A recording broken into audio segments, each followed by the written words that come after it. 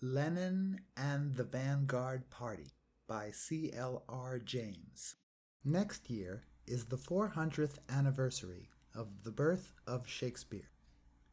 It is also the 40th anniversary of the death of Lenin. Will there be any controversy about either of them in the British labor movement? As far as I can judge, not a thing.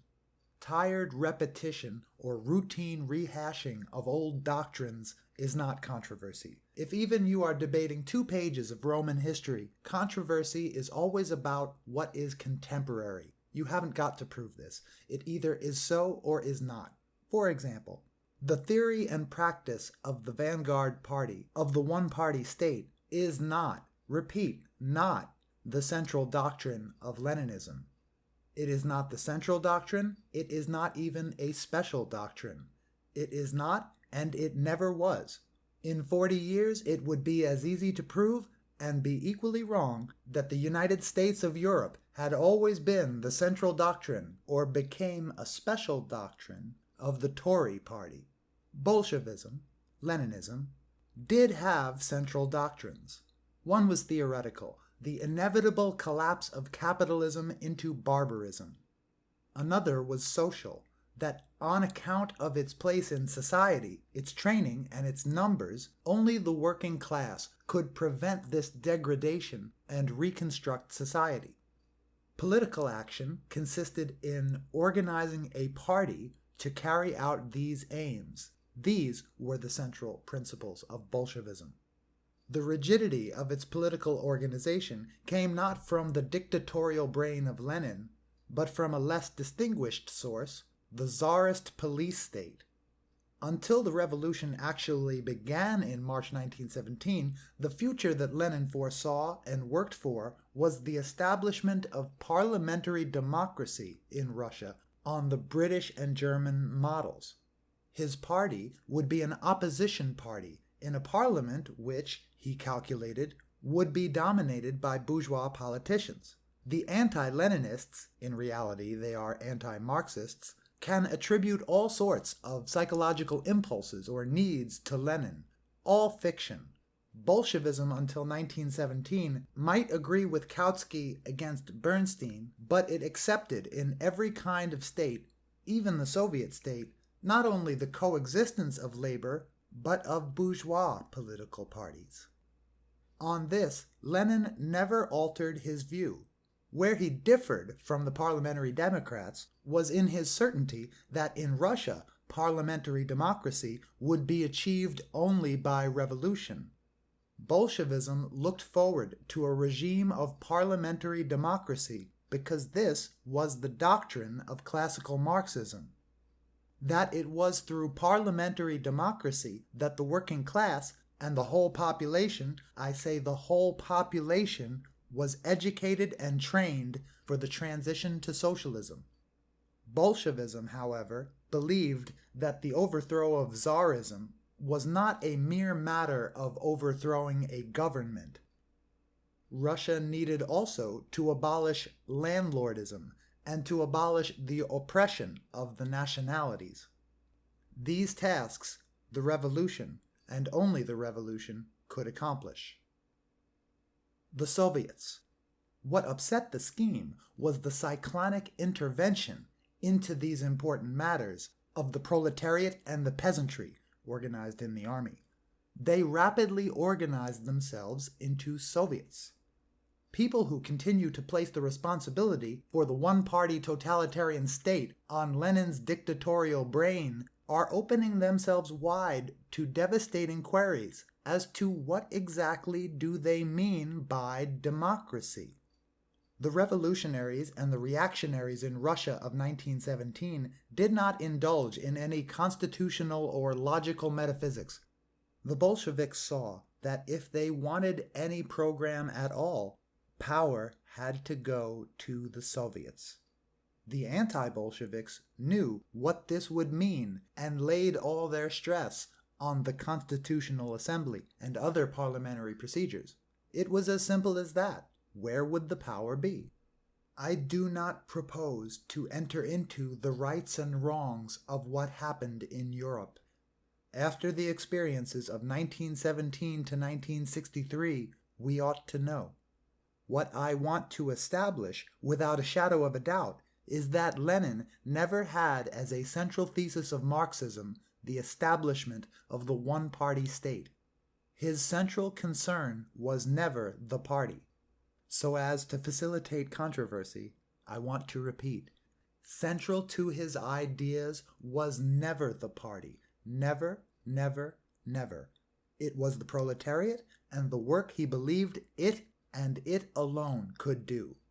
He believed that the Soviet state opened out immense new opportunities for the immense new responsibilities placed on the proletariat.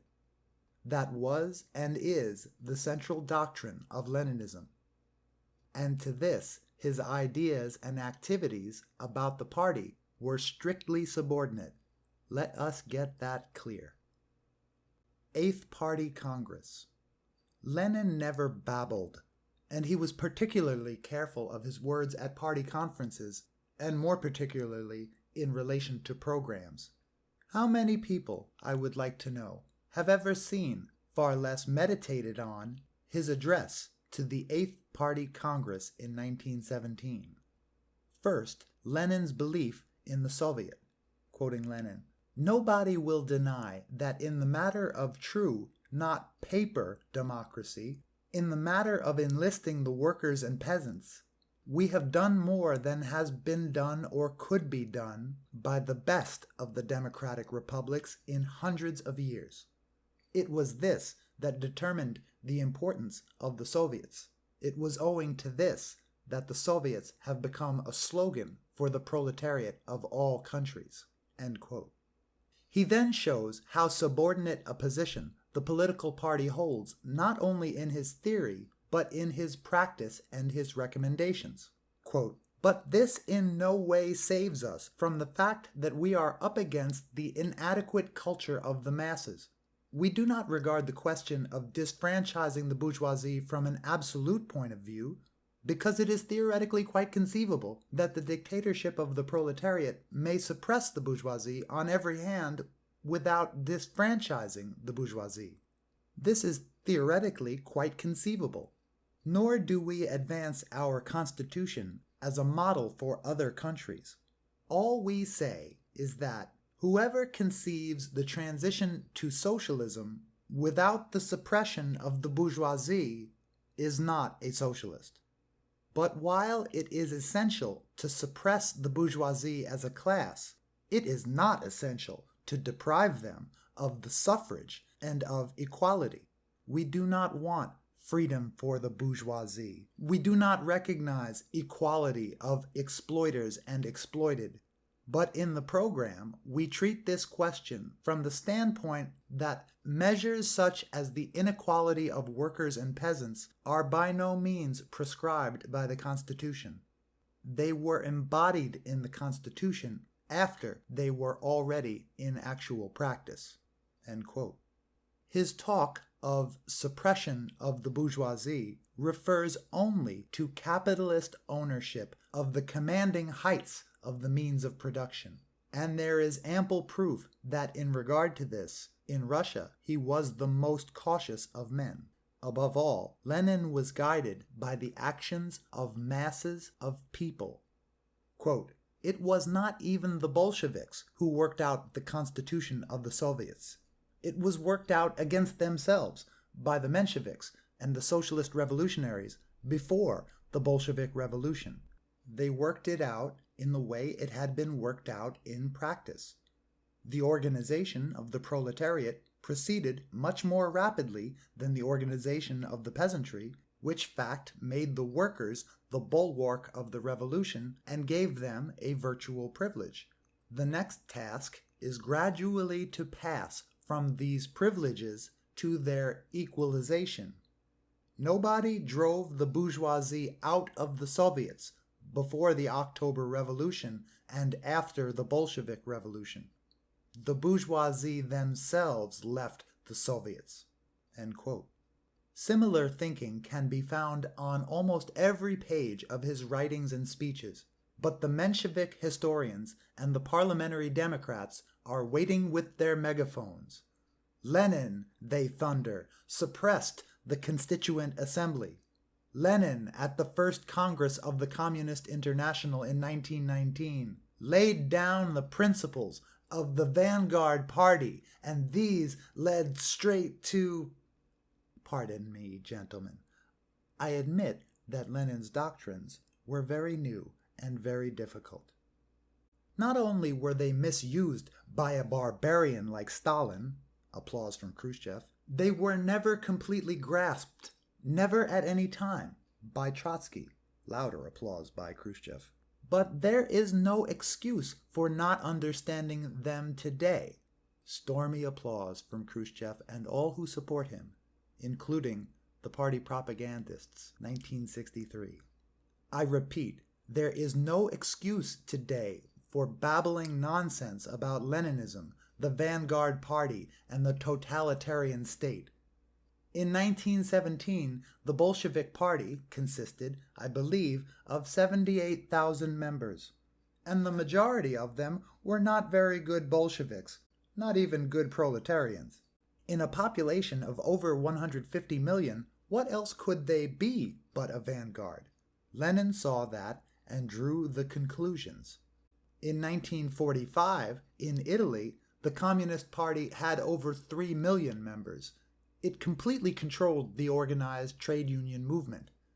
In France, the situation was not too different, and for a time, the French communist newspaper, L'Humanité, was the most widely sold daily newspaper in France. Continuing the slander. To believe that Bolshevism, or to be more precise, Leninism, would, under the circumstances, advocate or preach the theory of the Vanguard Party is to continue slander of Leninism, but not to his theory of the party, that is no longer viable, but to his central doctrine, the role of the proletariat in the preservation of society from barbarism. To interpret Leninism as the advocacy of a vanguard party of 3 million is nearly as bad as the doctrine of Goebbels that Christ was not a Jew. Objective circumstances in Russia forced Lenin into a certain position. He accepted it without apologizing for it. He knew what he was doing, and he knew also, for he said it many times, what he was not doing.